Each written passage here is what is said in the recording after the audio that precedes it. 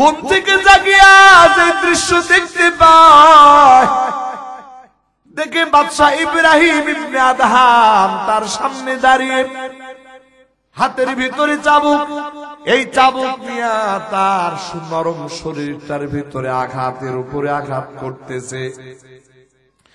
বাদী আর দেরি না করিয়া তাড়াতাড়ি করে বাদশার বিছানা থেকে উঠে দাঁড়ায় গেছি, আর বাদশার পায়ে পড়ে গেছে, বাদশা গো, আমি সামান্য বাদী হয়ে আপনার শাহী বিছানায় শুয়ে পড়েছিলাম, বড় অন্যায় করেছি, বড় বেয়াদবি করেছি, আমি আপনার পায়ে ধরে ক্ষমা চাই, জীবনে আর কোনদিন এই অন্যায় এই বেয়াদবি আর কখনো করব না, মেহেরবানি করে আপনি আমারে ক্ষমা করে দেন, আমাকে আর প্রহার করবেন না, দয়া করে আমাকে আর মারবেন না। বন্ধুরা আমার, বাদশাহ অনেক সময় ধরে মারতে মারতে ক্লান্ত হয়ে গেছে রে ভাই। বাদী যখন ক্ষমা চায়, অনুনয় বিনয় করে যখন ক্ষমা চায়, বাদশাহ একদিকে ক্লান্ত, অন্যদিকে বাদী যখন ক্ষমা চায়, ক্ষমা করে দেয়, বলে যা, জীবনে যেন তোরে আর কোনদিন এই রাজপ্রাসাদের ভিতরে না দেখি, আমার চোখের সামনে থেকে সরে যা। বাদী তাড়াতাড়ি উঠিয়া বাদশার চোখের সামনে থেকে সরে যাচ্ছেন। বাদশার খাস কামরা থেকে যখন বাহির হইতেছে, বাহির হওয়ার সময় বাদশার খাস কামরার দরজার গেট যখন পার, গেটের সামনে যখন চলে গেছে, গেটের সামনে যাওয়ার পর ওই বাদী বাদশার দিকে তাকাইয়া, পিছন দিকে তাকাইয়া একটা মুস্কি হাসি দিয়া আস্তে করে গেট খুলিয়া সেখান থেকে বের হয়ে চলে গেছে। কিন্তু বাদী যখন ওই গেটটা খুলে বের হয়ে চলে যায়, আমার বন্ধুরা, বাদশার নজর এড়ায় নাই। বাদী যখন মুস্কি হাসি দেয়, এই মুস্কি হাসি বাদশার নজর আর এড়ায় নাই, এটাও বাদশা দেখে ফেলেছে।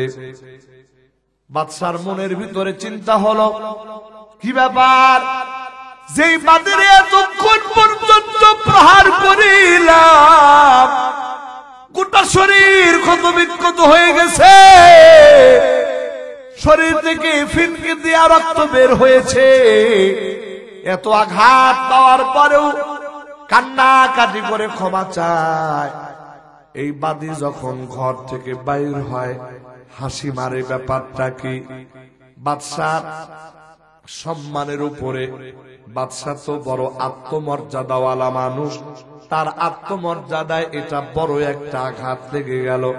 কি ব্যাপার, বাদী কি তারে তিরস্কার করলো নাকি? এই কথা চিন্তা করে বাদশাহ ইব্রাহিম ইবনে আদহাম আবার ওই বাদীকে ডাকায়, বলে, তুমি, আমি তোমারে মারলাম, তোমার শরীর ক্ষত বিক্ষত হলো, তুমি ক্ষমা চাইলে আমি ক্ষমা করলাম, তুমি যখন ঘর থেকে বাহির হলা তখন মুস্কি হাসি দিয়ে গেলা, ব্যাপারটা কি? এমন তো হওয়ার কথা ছিল না, কারণ আমি নিজেই তোমার চোখের ভিতরে পানি দেখেছি, আমি নিজেই দেখলাম তুমি কান্না করেছো, এই কান্নার ভিতরে আবার তোমার মুখে হাসি কিভাবে আসলো? সত্য কথা বলো, না হলে কিন্তু আবারও তোমার উপরে শাস্তি যাবে। এক জামানা সোহবতে বা আউলিয়া बेहतर अज सद साला तौत बेरिया मैले मुमिन सुई मुमिन मिशवाद मैले काफिर सुई काफिर मिशवाद गर्ब सूरत आदमी इंसाब दे আহমদু হাম্বু জাহেল এক সাবুদে সুহবতে সালেহ তুরা সালেহ কুনাদ সুহবতে তালেহ তুরা তালেহ কুনাদ अल्लाह अल्लाह क्या मुबारक नाम है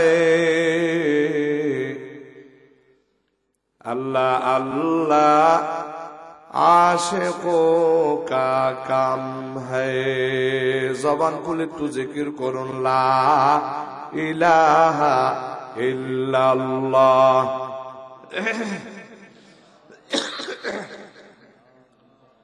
ला इलाहा इल्लल्लाह ला इलाहा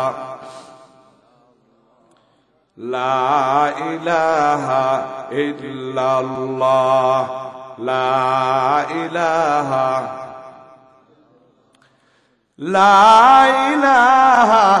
इल्लल्लाह ला इलाहा শুনেন এখন রাত বাজে 10:50 1 ঘন্টা 10 মিনিট অর্থাৎ 12টা পর্যন্ত দোয়া মোনাজাত সহ শেষ করে দেব ইনশাআল্লাহ। আপনাদের কাছে অনুরোধ যারা বাহিরে আছেন অল্প কিছু সময় কথা হবে, যেহেতু দ্বীনের কথা আমরা রাস্তায় বসে চায়ের দোকানে বসে দোকানপাটে ঘোরাফেরা করে না শুনি, এটা আদবের বরখেলাফ। আদব হলো যেহেতু এটা দ্বীনে মজমা, এখানে আদবের সাথে এসে বসে দ্বীনি কথা শোনা। আর আমি যেহেতু আপনাদের এলাকায় মেহমান এসেছি, মেহমানের সম্মানে আপনারা যারা মেজবান আছেন একটু দয়া করে আমার কথাগুলো একটু শোনার জন্য, আমি দূর থেকে আসছি কি বলি এই কথাগুলো একটু শোনার জন্য আসুন আপনারা। আল্লাহ তাআলা এই মাহফিল সকলের জন্য হেদায়েতের জরিয়া বানায় দিন, সকলে বলি আমিন।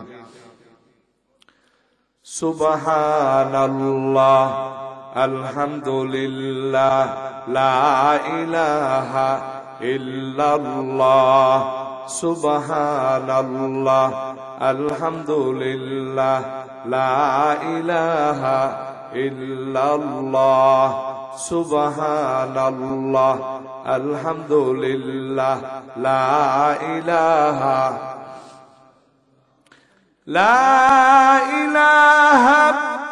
ইল্লাল্লাহ মুহাম্মাদুর রাসূলুল্লাহ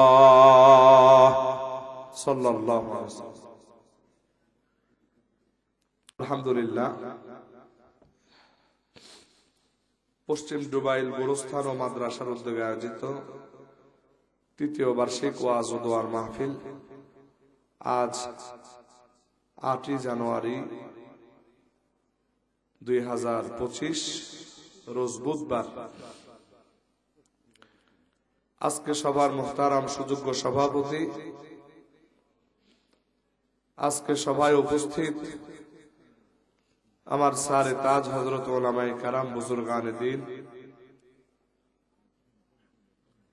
আজকে সভার প্রধান অতিথি বিশেষ অতিথিবৃন্দ, বিশেষত আমার সম্মুখপানে উপবিষ্ট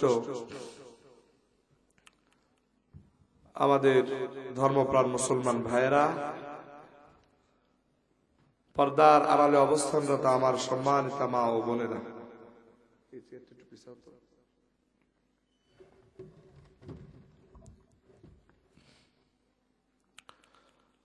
মহান আল্লাহ সুবহানাহু ওয়া তাআলার দরবারে অসংখ্য অগণিত শুকরিয়া, যিনি আমাদেরকে অল্প পরিসরে হলেও এই ময়দানে হাজির হয়ে দীর্ঘ সময় পর্যন্ত হযরত উলামায়ে কেরামের জবান থেকে মূল্যবান কথা শুনতেছিলাম। আমরা সকলেই মহান আল্লাহ তাআলার সন্তুষ্টির জন্য জবান খুলে সমবেত কণ্ঠে সকলেই শ্রদ্ধা ভরে কালিমাতুশ শুকর আদায় করে বলি আলহামদুলিল্লাহ। সবাই তো বললেন না, এটা বললে কি গুনাহ হয়? সবাই একটু জবান খুলে বলেন আলহামদুলিল্লাহ। আমার কথায় মনে হয় আপনারা একটু রাগ করতেছেন নাকি, যে হুজুর খুব কড়া। না, একটু পরিবেশ না করলে কথা বলবো কিভাবে? কথা ঠিক না? আজকের এই ইন্তেজামকে আল্লাহ কবুল করুন। অত্র এলাকার সকল মানুষের জন্য, যারা এসেছেন যারা আসেন নাই, নারী পুরুষ প্রাপ্তবয়স্ক সকলের জন্য আল্লাহ তাআলা এই মাহফিলকে উসিলা করে হেদায়েত দান করুন। এটা বড়, অনেক বড় একটা বিষয়। আল্লাহ তাআলার পক্ষ থেকে হেদায়েত পাওয়া, এটা হলো বড় একটা দৌলত, বড় একটা সৌভাগ্য।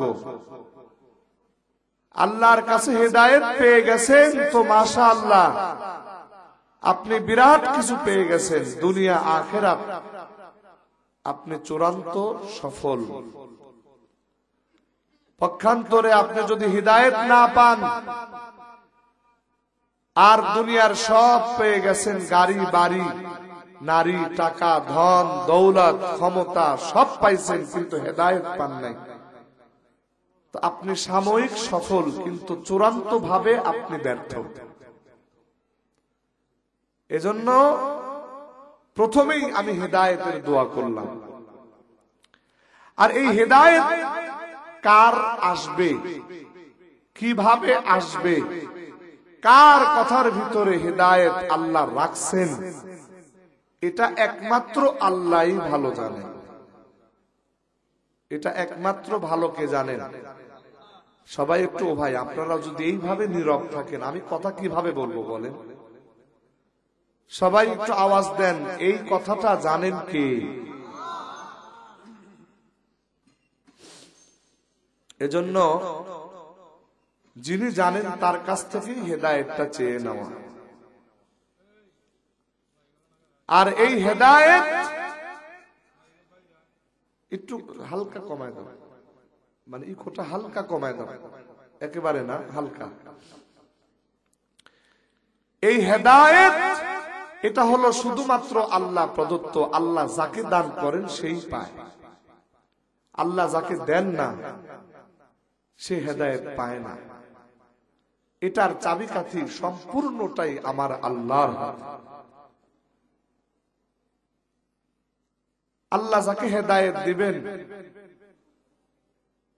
বড় ক্ষমতাবান নেতা এগুলো দেখবেন না, সুন্দর চেহারা, অনেক উঁচু বংশের মানুষ, অনেক টাকা পয়সার অধিকারী, এগুলো দেখে আল্লাহ হেদায়েত দেন না। যদি এগুলো দেখে আল্লাহ হেদায়েত দিতেন, তাহলে আমার রসুলের আপন চাচা আবু লাহাব, রসুল যেই বংশের তিনিও সেই বংশের, আমার রসুলের পবিত্র শরীর মুবারক যেই রক্ত, তার শরীরের মধ্যেও সেই একই রক্ত। বরং চেহারা এত সুন্দর ছিল, মক্কার সরদারদের মধ্যে তিনিও ছিলেন। কোন অংশে তাকে ফেলার মতো না, কিন্তু হেদায়েত আল্লাহ তাকে দেন নাই। দিছেন নাকি? হেদায়েত তো দেনই নাই, বরং উপরন্তু তার নামে আল্লাহ তাআলা লানত করে একটা সূরা নাজিল করেছেন। এই সূরার নাম হলো সূরাতুল লাহাব। তাব্বাত ইয়াদা আবি লাহাবি ওয়া তাব মা আগনা আনহু মালুহু ওয়া মা কাসাবা সায়াসলা নারান যাতা লাহাবি ওয়া ইমরাআতুহু হাম্মালাতাল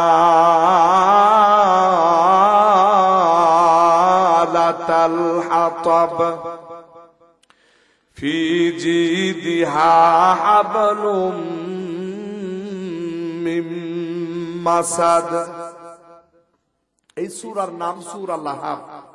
আবু লাহাবের জন্য আল্লাহ বদদুয়া করেছেন, আবু লাহাবের প্রতি আল্লাহ লানত বর্ষণ করেছেন। তাব্বাত ইয়াদা আবি লাহাবিন ওয়া তাব, যে ধ্বংস হোক আবু লাহাবের উভয় হাত। মা আগনা আনহু মালুহু ওয়া মা কাসাব। এই গোটা সূরাটার ভিতরেই আবু লাহাব, আবু লাহাবের সম্পদ, আবু লাহাবের স্ত্রী, সবার ব্যাপারে আল্লাহ তাআলা লানত করেছেন। তার মানে বোঝা গেল নবীর বংশ হইলেই, নবীর রক্তে রক্ত হইলেই হেদায়েত পাওয়া যায়। উঁচু বংশের হইলেই হেদায়েত পাওয়া যায় না। বড় ক্ষমতাওয়ালা হলেই হেদায়েত পাওয়া যায় না। যদি যাইতো তাহলে আবু লাহাব হেদায়েত পাইত। নবীজির আরো একজন চাচা, তার নাম হলো আবু তালেব। আল্লাহর নবীর জন্য কি করে নাই তিনি, কি করেন নাই। গোটা আরবের মানুষ তখন আমার নবীর বিরোধিতায় লিপ্ত। এই একজন মানুষ শুধু আমার নবীর পক্ষে থেকে নবীকে শেল্টার দিয়া দ্বীনের কাজ করাইছেন যিনি, তিনি হলেন আবু তালেব। এত ভালো মানুষ, যিনি আপন সন্তান থেকেও, হযরত আলী তার আপন সন্তান আবু তালেবের, আল্লাহ রসুলের আপন চাচাতো ভাই। এই আবু তালেব আপন সন্তান আলী রাদিয়াল্লাহু তাআলা আনহু থেকেও বেশি আদর করতেন, ভালোবাসতেন আমার নবীজিকে। সুবহানাল্লাহ বলবেন না? যেই আবু তালেব ইসলামের জন্য এত বড় উপকারী, আমার নবী গোটা আরব যখন আমার নবীর বিরোধিতার বিরুদ্ধে লিপ্ত, তখন এই আবু তালেব আমার নবীর পক্ষে সমর্থন দিয়া বলেছেন, মুহাম্মদ তুমি তোমার কাজ চালায় যাও, মক্কাতে কে তোমাকে বাধা দেয়, কে তোমার ক্ষতি করে, এটা আমি আবু তালেব দেখব। সেই আবু তালেব যখন ইন্তেকাল করবেন, আল্লাহর রাসূল দেখলেন তার আপন চাচা, যিনি দুনিয়াতে তার জন্য এত ত্যাগ, এত কষ্ট, এত সহযোগিতা করেছেন, তিনি কালিমা ছাড়া দুনিয়া থেকে বিদায় নেবেন। আল্লাহর রাসূল এটা কোনোভাবেই মানতে পারতেছেন না, মানাই যায় না। আমার নবী তো রাহমাতাল লিল আলামিন।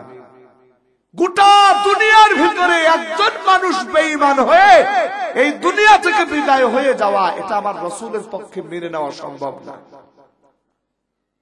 সেখানে একদিকে আপন চাচা আবু তালেব, অন্যদিকে দাওয়াতি কাজে যিনি সমর্থন করেছেন তিনি বিদায় হয়ে যাচ্ছেন, কিন্তু কালেমা পড়েন নাই। আমার নবী ডাক দিয়া বলে, চাচা গো, একটা বার শুধু বলেন লা ইলাহা ইল্লাল্লাহ। ও চাচা, একবার শুধু জবান দিয়ে বলেন গো চাচা, বাকি কাজ আমি সুপারিশ করে আল্লাহর দরবারে আপনার জন্য সুপারিশ করব। চাচা, একটা বারের জন্য আপনি জবানটা খুলে পড়ুন লা ইলাহা ইল্লাল্লাহ, একটা বারের জন্য পড়ুন। ওরে বন্ধু, ওই একটা বারের জন্য আবু তালেব কিন্তু কালিমাটা পড়তে পারে নাই। কেননা আবু তালেবের নসিবের ভিতরে হেদায়েত ছিল না। বন্ধুরা আমার, এই পরিস্থিতিতে আবু তালেবের ইন্তেকাল হয়ে গেল। আমার নবী চরম পর্যায়ের ব্যথিত হলেন, মনের দুঃখ আর মনে রাখতে পারতেছেন না। আমার নবীজির প্রতি তখন আয়াত নাজিল হয়ে গেল, ইন্নাকা লা তাহদি মান আহবাবতা ওয়ালাকিন্নাল্লাহা ইয়াহদি মান ইয়াশা ওয়া হুয়া আ'লামু বিল মুহতাদিন।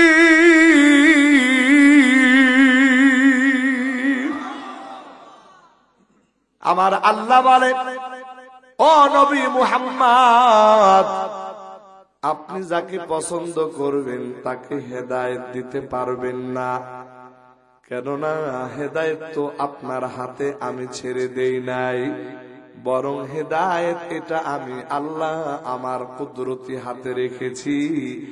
আমি যাকে খুশি তাকে হেদায়েত দেব, আর যাকে চাই না তাকে হেদায়েত দিব না।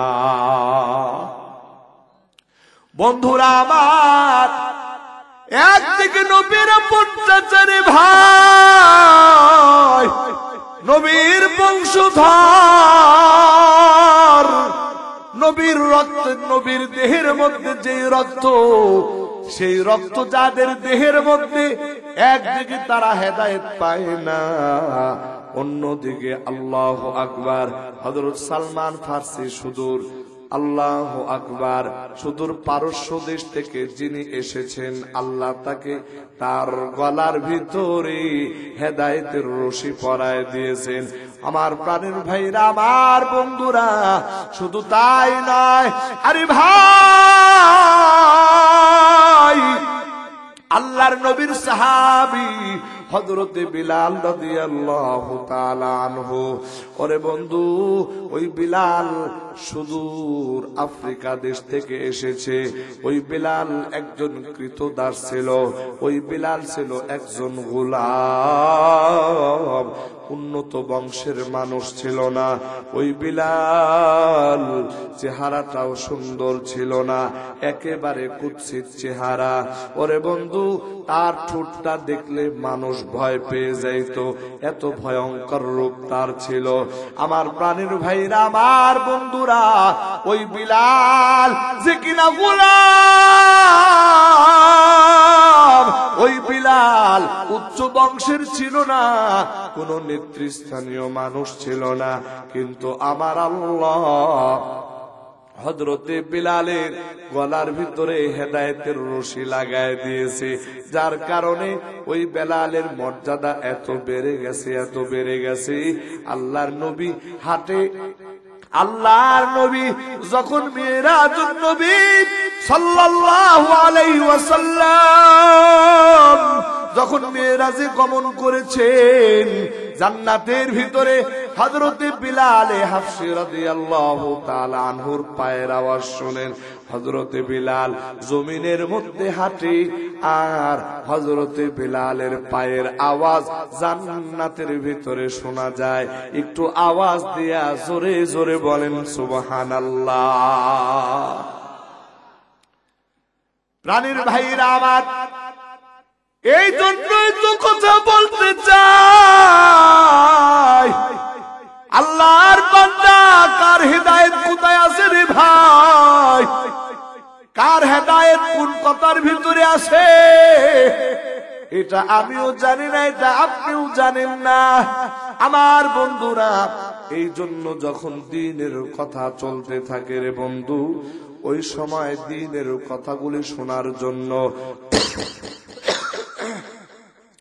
হক্কানি ওলামায়ে কেরামদের কথাগুলো শোনার জন্য, একটু গভীর মনোযোগ দিয়ে কথাগুলো শোনার জন্য ময়দানে জমা হয়ে যাওয়া।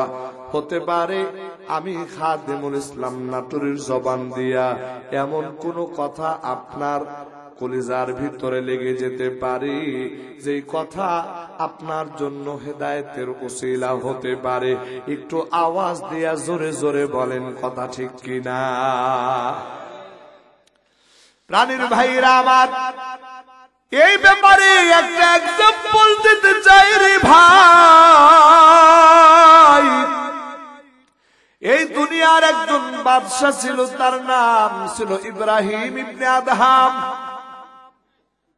জীবনের শেষ পর্যায়ে তিনি এত বড় ওলি হয়েছেন, একেবারে দুনিয়ার বিখ্যাত আল্লাহওয়ালা যারা, তাদের ভিতরে প্রথম সারির আল্লাহওয়ালা ছিলেন হযরত ইব্রাহিম ইবনে আদহাম।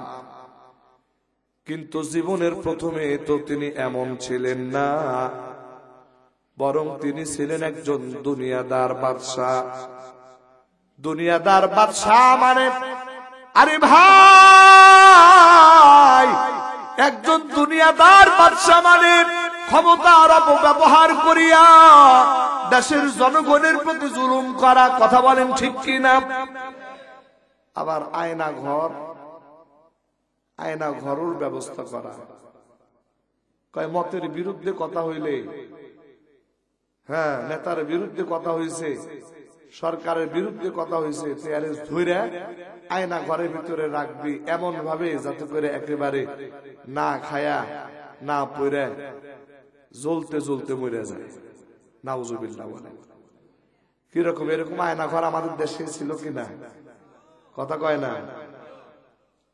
আমার প্রাণের ভাইয়েরা, দুনিয়াদার বাদশা মানে, আরে ভাই মনের মধ্যে যা চাইতো তাই করত রে ভাই।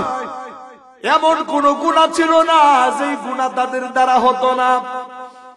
আমার বন্ধুরা, অবশেষে আল্লাহ পাক রব্বুল আলামিন ওই ইব্রাহিম ইবনে আদহাম বাদশার হেদায়েত চাইলেন। কিভাবে দেখেন, এই ইব্রাহিম ইবনে আদহাম বাদশার একটা অভ্যাস ছিল শিকার করা। এই শিকার করার জন্য অনেক দূর দূরান্তে চলে যাইতেন। একদিন হঠাৎ করে শিকারের নেশা পেয়ে গেল ইব্রাহিম ইবনে আদহাম বাদশা তার সৈনিকদেরকে নিয়ে প্রস্তুত হয়ে গেলেন, শিকারে যাবেন। শিকারে যাওয়ার আগে বাদশার রাজপ্রাসাদ, যেই রাজপ্রাসাদের ভিতরে বাদশা আরাম করেন, বাদশার বিশেষ মহল, বাদীদেরকে বলে গেলেন আমি শিকার কাজে যাচ্ছি, আমার মহলটাকে সুন্দর করে সাজায় গোছায় পরিপাটি করে রাখো। এই নির্দেশ দিয়া বাদশা ইব্রাহিম ইবনে আদহাম চলে গেছে, শিকার কাজের জন্য চলে গেছে, শিকার করবে। বাদশা শিকার কাজে চলে গেছে। এইদিকে বাদশার রাজপ্রাসাদ গোছানো গাছানের দায়িত্বে যে বাদী নিয়োজিত, ওই বাদী বাদশার বিছানাগুলো সুন্দর মতো পরিপাটি করতেছে। বাদশার রংমহলের ভিতরে সবকিছু পরিপাটি করিয়া সুন্দর করিয়া ঝেড়ে মুছে একেবারে সুন্দর করে পরিপাটি করে রাখি। কাজ যখন সমাপ্ত হয়ে গেল, বাদশা যে বিছানার ভিতরে শয়, ওই বিছানার দিকে বাদীর নজর পড়ে গেছে। কাজ তো শেষ, শরীরটা ক্লান্ত। বাদশার যেই বিছানার ভিতরে আরাম করে, বাদী চিন্তায় পড়ে গেছে, এই বাদশার রাজপ্রাসাদের ভিতরে কেউ আসে না, বাদশা স্বয়ং বাদশা এখন নাই। এই জায়গাটা এত সুন্দর বিছানা, আমি একজন বাদী মানুষ, জীবনেও তো এমন বিছানায় শুভ কোনোদিন কল্পনাও করতে পারি না। আজকে যেহেতু সামান্য সুযোগ এসেছে, বাদশার এই আরামদায়ক শাহী বিছানার ভিতরে একটু আরাম করি। এই কথা বলিয়া বাদশার রাজপ্রাসাদের দরজাটা বন্ধ করিয়া বাদী এবার বাদশার সেই সুন্দর আরামদায়ক শাহী বিছানার ভিতরে শুয়ে পড়ছে। মনে মনে ভাবছে, বাদশা তো শিকার কাজের জন্য গেছে, আসতে সময় লাগবে। বন্ধুরা আমার, এই সুযোগে ওই বাদী বাদশার বিছানার ভিতরে শুইয়া আরাম করতেছে, শরীর ক্লান্ত, রাজ্যের ঘুম ওই বাদীর চেহারার ভিতরে নেমে গেছে। তিনি মনে করেছিলেন একটু সময় ঘুমাবেন, কিন্তু যখন ঘুম চলে আসছে, শরীর ক্লান্ত পরিশ্রান্ত, ঘুম আর ভাঙে না। 1 ঘন্টা 2 ঘন্টা 3 ঘন্টা পার হয়ে গেছে, বাদীর চোখের ঘুম আর ভাঙে না। এত আরামদায়ক বিছানার ভিতরে ওই ক্লান্ত পরিশ্রান্ত শরীর নিয়ে যখন শুয়ে পড়ছে রে ভাই, ওই বাদীর চোখে রাত্রির ঘুম নেমে আসছে। এই ঘুম আর ভাঙে না, বাদী তো ঘুমাইতেছে। এদিকে বাদশার শিকার কার্য সমাপ্ত করে সন্ধ্যা হওয়ার আগেই বাদশা তার রাজ দরবারে নিজের রাজপ্রাসাদের ভিতরে রংমহলের ভিতরে আরাম করার জন্য যখন ঢুকেছেন, দরজা সামান্য লাগানো ছিল, একটু ধাক্কা দেওয়ার সাথে সাথে দরজা খুলে গেছে। দরজার ভিতরে যখন ঢুকে গেছে, বাদশা যেই দৃশ্য দেখে, সামান্য একজন বাদী কাজের চাকরানি হইয়া বাদশার ওই শাহী বিছানার ভিতরে শুয়ে আছে। এই দৃশ্য দেখার পর বাদশার মাথায় আগুন ধরে গেছে। আর দেরি করে নাই, শাহী চাবুকটা হাতের মধ্যে নিয়ে ওই বাদীকে মারতে আরম্ভ করেছে। যখন পিটাইতে আরম্ভ করেছে, একটা চাবুকের আঘাত যখন বাদী একজন মেয়ে মানুষ, নরম তুলতুলে শরীরের ভিতরে যখন বাদশা রাগান্বিত শাহী চাবুকের আঘাত পরে রে ভাই, একটা আঘাতে বাদীর শরীর একেবারে ক্ষতবিক্ষত হয়ে যায়। বন্ধুরা আমার, ওই বাদী ঘুম থেকে জেগে গেছে রে ভাই। ঘুম থেকে জাগিয়া যে দৃশ্য দেখতে পায়, দেখে বাদশা ইব্রাহিম ইবনে আদহাম তার সামনে দাঁড়িয়ে, হাতের ভিতরে চাবুক, এই চাবুক নিয়ে তার নরম শরীরটার ভিতরে আঘাতের উপরে আঘাত করতেছে। বাদী আর দেরি না করিয়া তাড়াতাড়ি করে বাদশার বিছানা থেকে উঠে দাঁড়ায় গেছি, আর বাদশার পায়ে পড়ে গেছে, বাদশা গো, আমি সামান্য বাদী হয়ে আপনার শাহী বিছানায় শুয়ে পড়েছিলাম, বড় অন্যায় করেছি, বড় বেয়াদবি করেছি। আমি আপনার পায়ে ধরি ক্ষমা চাই, জীবনে আর কোনদিন এই অন্যায় এই বেয়াদবি আর কখনো করব না। মেহেরবানি করে আপনি আমারে ক্ষমা করে দেন, আমাকে আর প্রহার করবেন না, দয়া করে আমাকে আর মারবেন না। বন্ধুরা আমার, বাদশাহ অনেক সময় ধরে মারতে মারতে ক্লান্ত হয়ে গেছে রে ভাই। বাদী যখন ক্ষমা চায়, অনুনয় বিনয় করে যখন ক্ষমা চায়, বাদশাহ একদিকে ক্লান্ত, অন্যদিকে বাদী যখন ক্ষমা চায়, ক্ষমা করে দেয়, বলে যা, জীবনে যেন তোরে আর কোনদিন এই রাজপ্রাসাদের ভিতরে না দেখি, আমার চোখের সামনে থেকে সরে যা। বাদী তাড়াতাড়ি উঠিয়া বাদশার চোখের সামনে থেকে সরে যাচ্ছেন। বাদশার খাস কামরা থেকে যখন বাহির হইতেছি, বাহির হওয়ার সময় বাদশার খাস কামরার দরজার গেট যখন পার, গেটের সামনে যখন চলে গেছে, গেটের সামনে যাওয়ার পর ওই বাদী বাদশার দিকে তাকাইয়া, পিছন দিকে তাকাইয়া একটা মুস্কি হাসি দিয়া আস্তে করে গেট খুলিয়া সেখান থেকে বের হয়ে চলে গেছে। কিন্তু বাদী যখন ওই গেটটা খুলে বের হয়ে চলে যায়, আমার বন্ধুরা, বাদশার নজর এড়ায় নাই। বাদী যখন মুস্কি হাসি দেয়, এই মুস্কি হাসি বাদশার নজর আর এড়ায় নাই। এটাও বাদশা দেখে ফেলেছে। বাদশার মনের ভিতরে চিন্তা হলো, কি ব্যাপার, যেই বাদীর এতক্ষণ পর্যন্ত প্রহার করিলাম, গোটা শরীর ক্ষত বিক্ষত হয়ে গেছে, শরীর থেকে ফিনকে দিয়া রক্ত বের হয়েছে, এত আঘাত পাওয়ার পরেও কান্নাকাটি করে ক্ষমা চায়। এই বাদী যখন ঘর থেকে বাইর হয়, হাসি মারে। ব্যাপারটা কি? বাদশার সম্মানের উপরে, বাদশা তো বড় আত্মমর্যাদাওয়ালা মানুষ, তার আত্মমর্যাদায় এটা বড় একটা আঘাত লেগে গেল।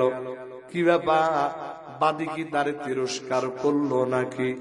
এই কথা চিন্তা করে বাদশাহ ইব্রাহিম ইবনে আদহাম আবার ওই বাদীকে ডাকায়, বলে, আমি তোমারে মারলাম, তোমার শরীর ক্ষত বিক্ষত হলো, তুমি ক্ষমা চাইলা, আমি ক্ষমা করলাম। তুমি যখন ঘর থেকে বাহির হলা তখন মুস্কি হাসি দিয়ে গেলা, ব্যাপারটা কি? এমন তো হওয়ার কথা ছিল না, কারণ আমি নিজেই তোমার চোখের ভিতরে পানি দেখেছি, আমি নিজেই দেখলাম তুমি কান্না করেছো। এই কান্নার ভিতরে আবার তোমার মুখে হাসি কিভাবে আসলো? সত্য কথা বলো, না হলে কিন্তু আবারও তোমার উপরে শাস্তি যাবে। আমার প্রাণের ভাইরা, ওই বাদী থরথর করে কাঁপতেছে রে ভাই। বাদশাহ ডাক দিয়ে বলে, সত্য করে বল, কি কথা? বাদী বলতেছে, বাদশাহ আমার তো ভয় লাগতেছে, এই সত্য কথা যদি বলি, না জানি আপনি আমার উপরে আরো কত চড়াও হবে। বাদশাহ বাদীর ভয় দেখিয়া বাদীকে আশ্বস্ত করে, শোন রে বাদী, শোন, একটা কথা শোন, আমি তোরে কথা দিলাম তোরে আর মারব না, আমি তোরে কথা দিলাম তোরে আর কোনো ধমক দিব না, তোর আসল ঘটনা যেটা, এই ঘটনাটা বল। এবার বাদী যখন সাহস পেল, বাদী তখন ডাক দিয়া বলে, ও বাদশাহ জাহাপনা, এটা এমন এক বিছানা, এই বিছানার ভিতরে মাত্র কয়েক ঘন্টা সময় বিশ্রাম নেওয়ার কারণে আমার মতো একজন বাদীকে এত যন্ত্রণা সহ্য করতে হয়। এটা এমন একটা বিছানা, এই বিছানার ভিতরে মাত্র কয়েক ঘন্টা বিশ্রাম করার কারণে আমার মতো মানুষের যদি এত বেতের আঘাত সহ্য করতে হয়, তাহলে আমি চিন্তা করলাম, যারা আল্লাহর হুকুম বাদ দিয়া যুগের পরে যুগ এই রকম আরামদায়ক বিছানার ভিতরে আরাম করেছে, ওই দিন আমার আল্লাহ এই আরামদায়ক বিছানায় আরাম করার কারণে আমার আল্লাহ না জানে তাকে কত ব্যত্রাঘাত করবে। আল্লাহু আকবার বলেন। আমার বন্ধুরা, বাদী বলতেছে, আমি সামান্য সময় বিশ্রাম করার কারণে আমাকে প্রতিদান দেওয়া হয়ে গেছে, ব্যত্রাঘাত করা হয়েছে, তার মানে আখিরাতে আমাকে আর কোনো সাজা ভোগ করা লাগবে না। এই কথাই চিন্তা করিয়া আমি হাসি দিয়েছি যে আমি তো বেঁচে গেলাম, কিন্তু আপনার কথা চিন্তা করেছি, আপনি যুগের পরে যুগ এই বিছানায় আরাম করেছেন, না জানি আল্লাহর আদালতে আপনার কি পরিণতি হবে। বন্ধুরা আমার, এই কথাটুকু শোনার পর ইব্রাহিম ইবনে আদহাম নিজের অন্তরের ভিতরে এমন ভাবে কথাটা জেগে গেছে রে ভাই, একেবারে লাজবাব হয়ে গেছে। বাদীরা আর কিছুই বলতে পারে না। ইশারায় বাদিকে চলে যেতে বলে। বাদশাহ ইব্রাহিম ইবনে আদহাম তিনি ওই বিছানার ভিতরে যখন শুইতে গেলেন, পরিশ্রান্ত ক্লান্ত শরীর, অন্যান্য দিন তাড়াতাড়ি ঘুম চলে আসে, কিন্তু আজকে ওই বাদশার চোখে আর ঘুম আসে না। ইব্রাহিম ইবনে আদহামের চোখে ঘুম আসে না, শুধু ওই বাদের কথা তার অন্তরের ভিতরে চিন্তা হয়। বাদী কি কথা বলে গেল, এই কথাটাই শুধু বাদশাহ ইব্রাহিম ইবনে আদহাম তার অন্তরের ভিতরে চিন্তা হইতেছে। রে বন্ধু, বাদশার চোখে এই চিন্তার কারণে ঘুম হয় না।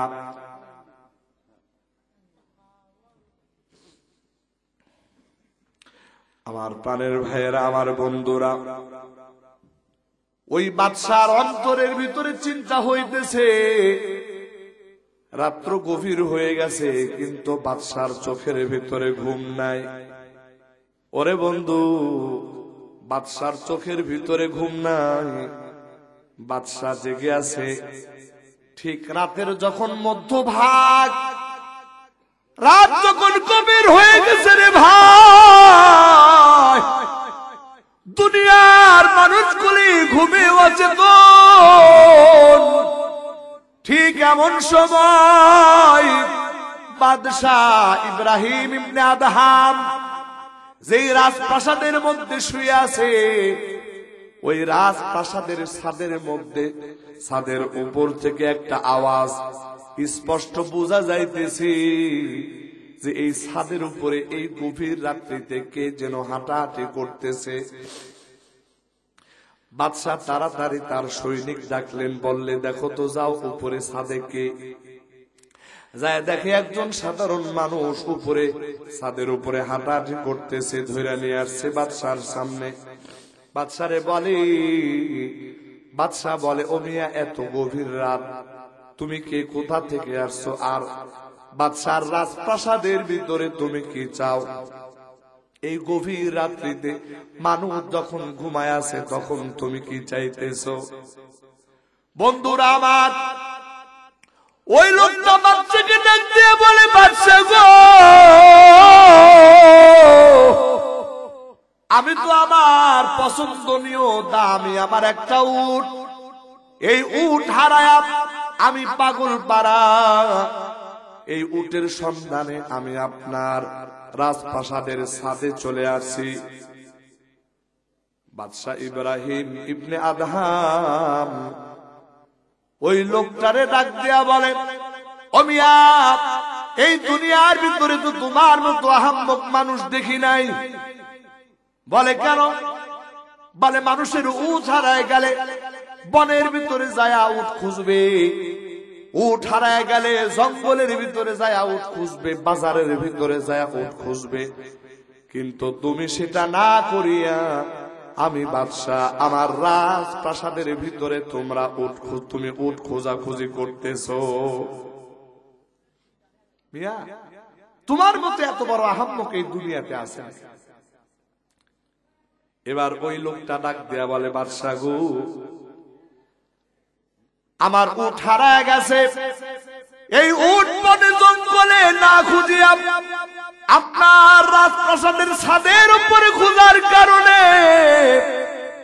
যদি আমি দুনিয়ার সব থেকে বড় আহাম্মক হই, তাহলে তো আমার দৃষ্টিতে আপনি আমার থেকেও বড় আহাম্মক। বলে কিভাবে? বলে আপনি ওই নরম তুলতুলে বিছানার ভিতরে শুইয়া আপনি আল্লাহরে খোঁজেন, আল্লাহরে খোঁজেন, আল্লাহরে খোঁজেন, পাবেন কেমন করে? ভালো করে মনে রাখবেন, আল্লাহরে খুঁজতে হলে আল্লাহর রাস্তায় যাইতে হয়। আল্লাহরে খুঁজতে হইলে রাজপ্রাসাদের নরম তুলতুলে বিছানার ভিতরে শুইয়া আল্লাহরে পাওয়া যায় না। যেহেতু আপনি ওই নরম তুলতুলে বিছানার ভিতরে শুইয়া আল্লাহরে পাইতে চান, এই জন্য আমি বলে দিলাম আপনার থেকে আহাম্মক আর কেউ হতে পারে না। বন্ধুরা আমার, এই হলো ইব্রাহিম ইবনে আদহাম। একই দিনের ভিতরে পর পর দুইটা ঘটনা ওই বাদশা ইব্রাহিম ইবনে আদহামের চিন্তার জগতের ভিতরে এমন ভাবে ঢুকে গেছে, হাজার চিন্তা ভাবনা করিয়াও, হাজার চেষ্টা করিয়াও বাদশা এই কথাগুলো বলতে পারে না। ওরে বন্ধু, বাদশার মেজাজ থেকে এই কথাগুলো বাহির হয় না। বাদশা শুধু চিন্তা করে, হ্যাঁ কথা তো বাস্তব, আল্লাহরে যদি পাইতে হয় তাহলে অবশ্যই মুজাহাদা করা দরকার। আল্লাহরে পাইতে হলে অবশ্যই বান্দার পক্ষ থেকে কিছু চেষ্টা তদবির থাকা দরকার।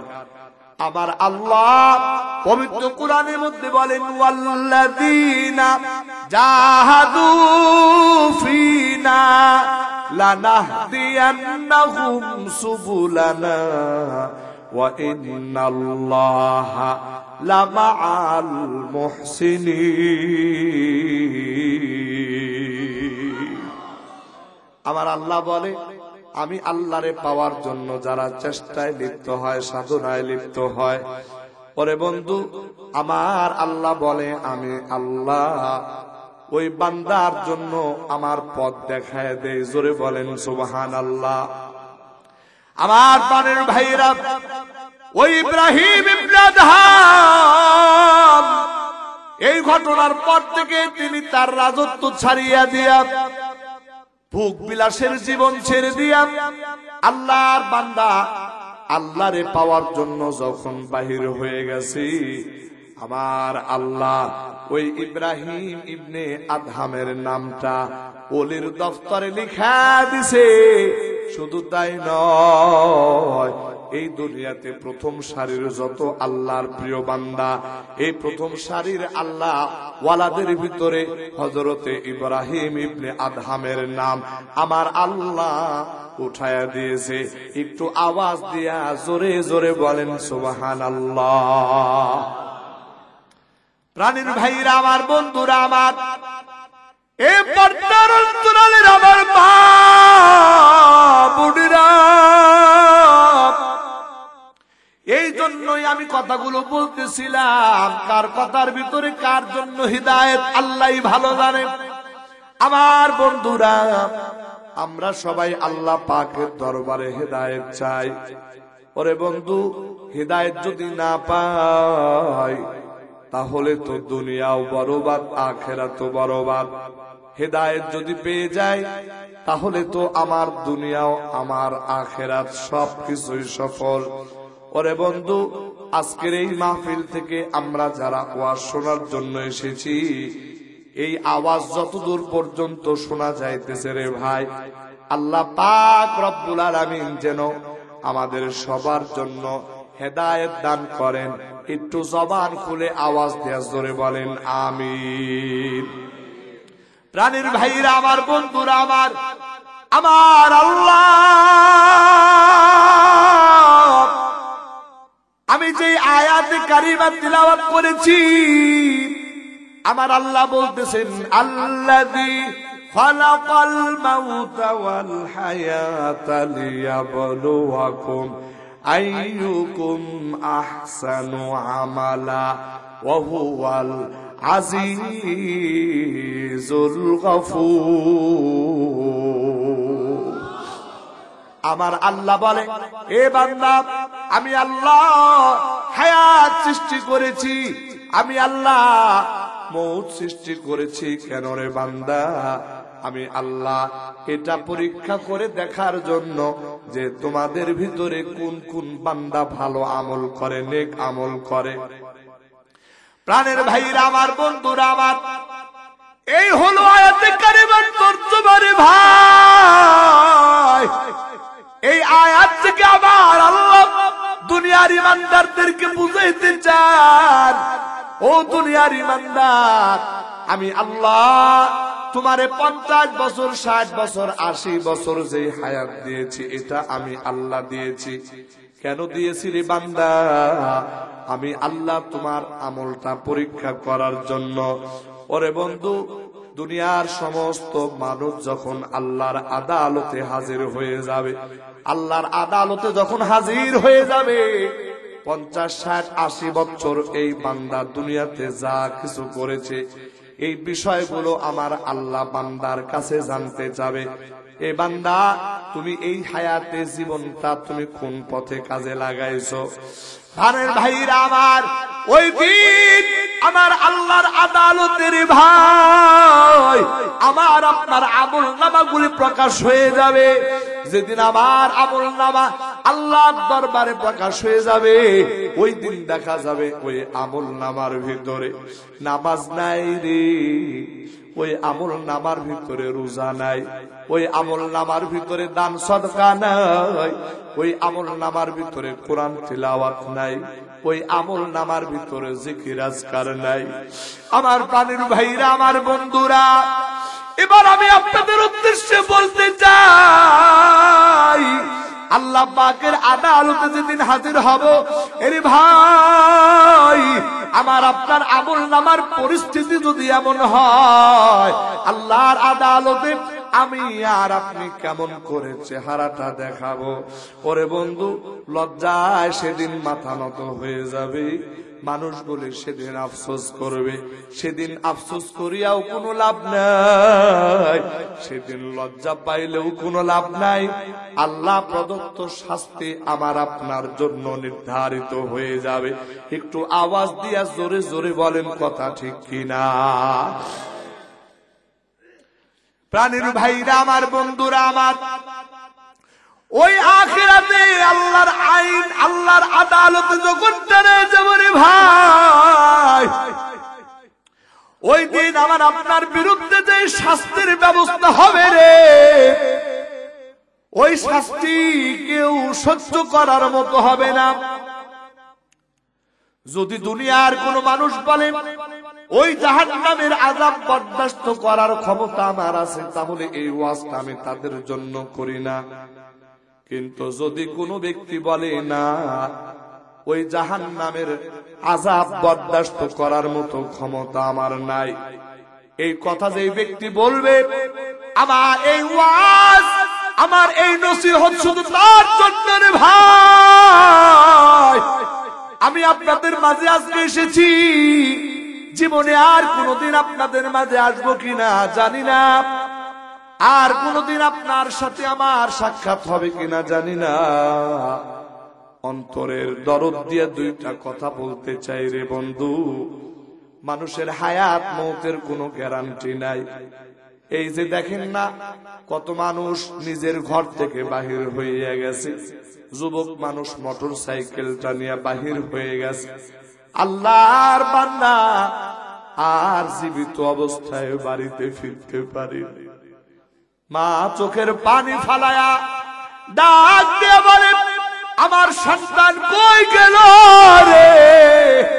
সকালবেলা বললাম খাবার খেয়ে যা, সন্তান বলে গেল, মা এখন সময় নাই, রাতের বেলা তোমার সাথে এসে একসাথে খাবার খাবো। কিন্তু রাতের বেলা সন্তান এসেছে, লাশ হয়ে এসেছে। মা চোখের পানি ফালায়া কান্না করে, আমার সন্তান বুঝি জীবনে আর কোনদিন আমার সাথে খাবার খাবে না। আরে ভাই, এই যে গত কয়েকদিন আগে মানুষের হায়াত মৌতের কথা কেমন কিভাবে বুঝাবো রে ভাই? এই যে ঢাকার মাওয়া এক্সপ্রেসওয়েতে যে একটা দুর্ঘটনা ঘটছে জানেন না আপনারা? মোটর সাইকেলওয়ালা টোল দেওয়ার জন্য টাকা বাহির করে রেডি রাখছে। এমন সময় পিছন দিক থেকে যখন বাস এসে ধাক্কা মেরেছে, মোটর সাইকেলওয়ালা সাইডে পড়ে গেছে। তার 7 বছরের সন্তান নাই, তার স্ত্রী নাই। ওই যুবক চোখের পানি ফেলাইয়া কাঁদতেছে, এই দুনিয়াতে আর কে আমারে বাবা বলে ডাকবে?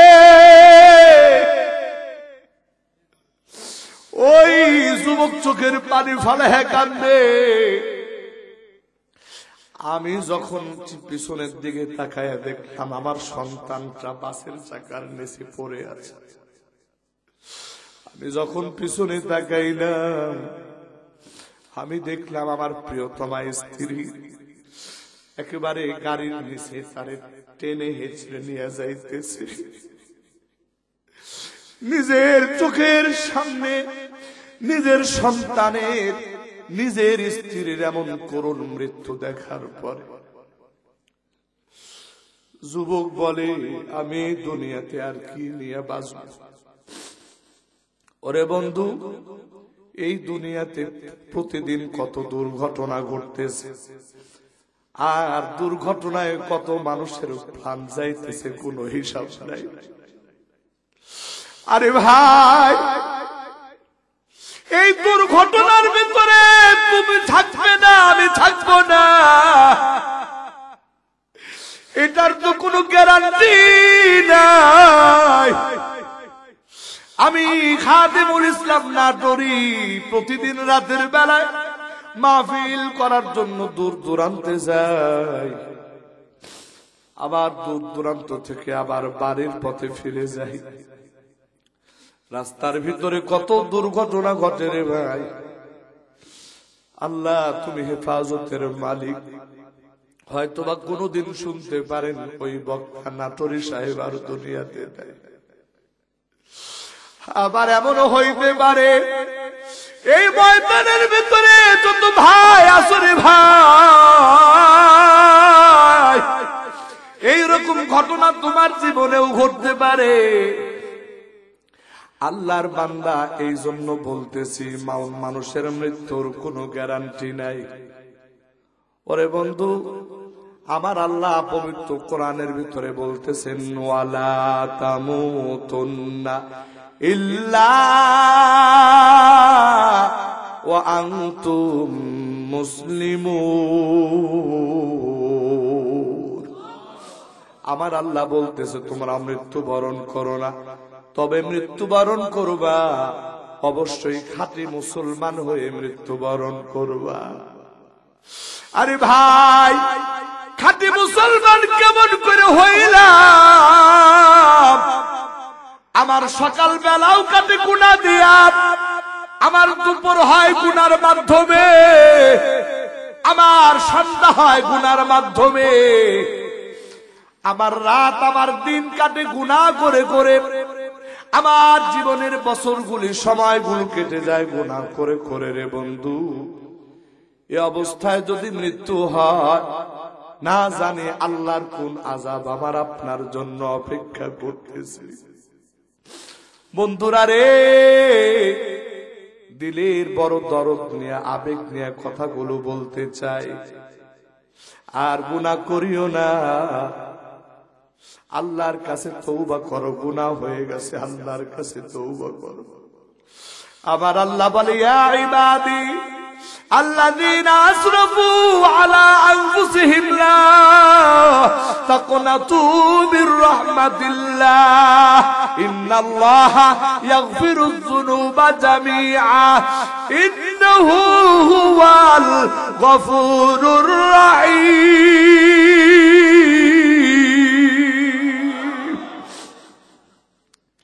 আমার আল্লাহ বলতেছে, বান্দা,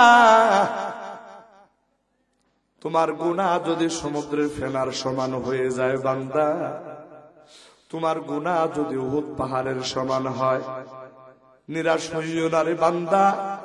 গুনার জন্য অনুতপ্ত হইয়া আমি আল্লাহর দিকে ফিরে আস। কথা দিলাম, আমি আল্লাহ তোমার জীবনের তামাম গুনাহ খাতা মাফ করে দিব। আরে ভাই, আমার আল্লাহ যে কেমন গুনাহ মাফ করনে ওয়ালা রে ভাই, আমার আল্লাহ কেমন তওবা কবুল করনে ওয়ালা। ছোট্ট একটা ঘটনা শোনায় দেই রে বন্ধু, বড় দিল লাগায়া কথাগুলো শোনার চেষ্টা করবে। আল্লাহর একজন বান্দা এই দুনিয়ার জীবনে ডাকাতি করে 100 জন মানুষ হত্যা করছে। এক সময় বুঝ চলে আসছে আল্লাহর আদালতে হাজিরা দেওয়া লাগবে।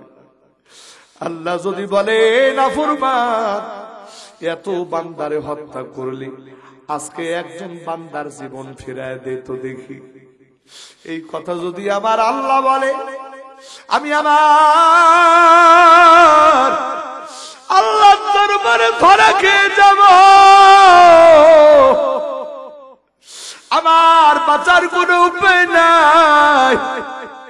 এই কথাগুলি আল্লাহর বান্দার চিন্তা জগতে চলে আসছে। এখন আল্লাহর বান্দা আর খাইতেও পারে না, ঘুমাইতেও পারে না। কোথায় যাবে, কি করবে, কোনো বুঝতার নাই। পাগলের মতো ঘুরতেছে, কোথায় যাবে, কার কাছে যাবে। ঘটনাক্রমে একদিন একজন নেককার আল্লাহওয়ালা একজন আলেমের সঙ্গে সাক্ষাৎ। হুজুর, আমি জানতে চাই আমার মতো গুনাহগারের জন্য কি ক্ষমার কোনো ব্যবস্থা আছে? ডাক দিয়া বলে, ভাই তুমি এমন কি গুনাহ করছো যে গুনার জন্য তুমি নিরাশ? আল্লাহর বান্দা বলে, হুজুর আমি তো 100 জন মানুষ হত্যা করেছি। এই মানুষ হত্যা করার পরে আমার ভিতরে তো এটার ব্যাপারে চরম ভয় চলে আসছে। আলেম বলে, ভাই তুমি বড় সাংঘাতিক গুনাহ করছো, বড় মারাত্মক গুনাহ করছো। তবে একটা কথা শোনো, দুনিয়াতে বান্দার গুনাহ যত বড়ই হোক না কেন, আল্লাহর রহমতের দরিয়া আরো বিশাল। আজকে তুমি তোমার যে এলাকায় থেকে গুনাহ করছো, এলাকাটা ছেড়ে দাও। অমুক এলাকায় কিছু নেককার বান্দা আছে, ওই এলাকায় চলে যাও।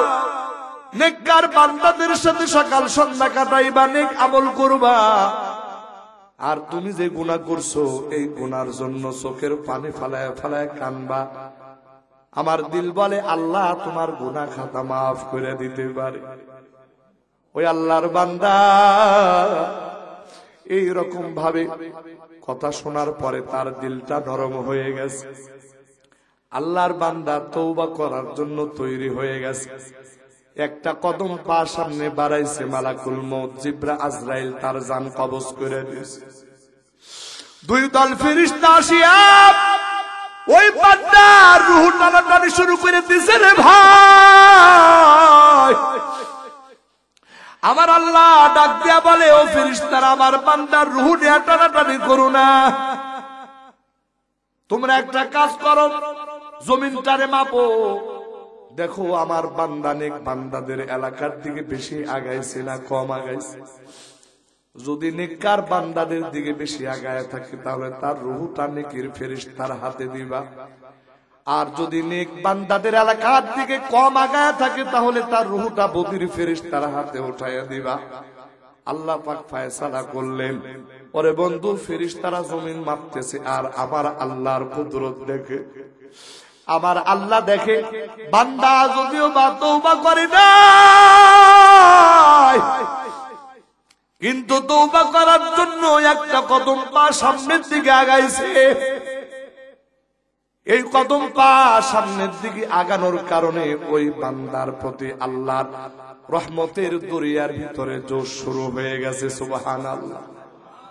আমার আল্লাহ জমিনটাকে ছোট বানায়া দিয়া ওই বান্দারে নেক বান্দাদের এলাকার দিকে আগায়া দিয়া নেকের ফেরেশতার হাতে তার রূহটা উঠায় দিয়া আমার আল্লাহ এমন পাপিষ্ঠরে আমার আল্লাহ ক্ষমা করে তার জন্য আমার আল্লাহ জান্নাতের ফয়সালা করে দিছি। প্রাণীর ভাইরা আমার, আমরাও তো মানুষ। এই জমিনে আমরা কারো বয়স 40, কারো 50, কারো 60 বছর। গুনাহ তো জীবনে কম করি নাই। একটা গুনার জন্য যদি আমার আল্লাহ যদি আমারে আপনারে পাকড়াও করে রে বন্ধু, ওই পাকড়াও থেকে আমি আর আপনি বাঁচতে পারবো না।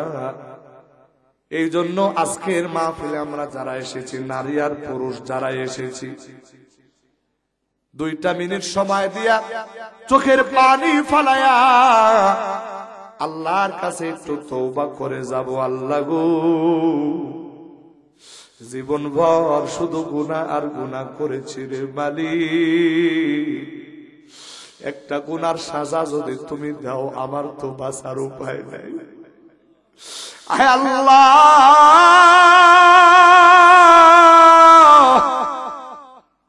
তোমার নাম রহমান, তোমার নাম রহিম, তোমার নাম গফফার সত্তার। আল্লাহ গো, দয়া করিয়া আমাদের তামাম জীবনের গুনাহ খাতাগুলি মাফ করে দাও।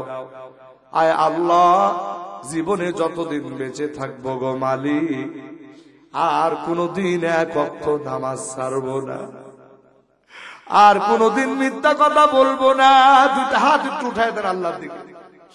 জীবনে কোনদিন নামাজ ছাড়বো না, মিথ্যা কথা বলবো না, জীবনে কোনদিন হে আল্লাহ কোন নারীর প্রতি প্রিজিং করব না, মাদক সেবন করব না, কোন মানুষের প্রতি জুলুম করব না, সুদ খাবো না, ঘুষ খাবো না। আল্লাহ, জীবনে আর কোনদিন আপনার হুকুম লঙ্ঘন করব না।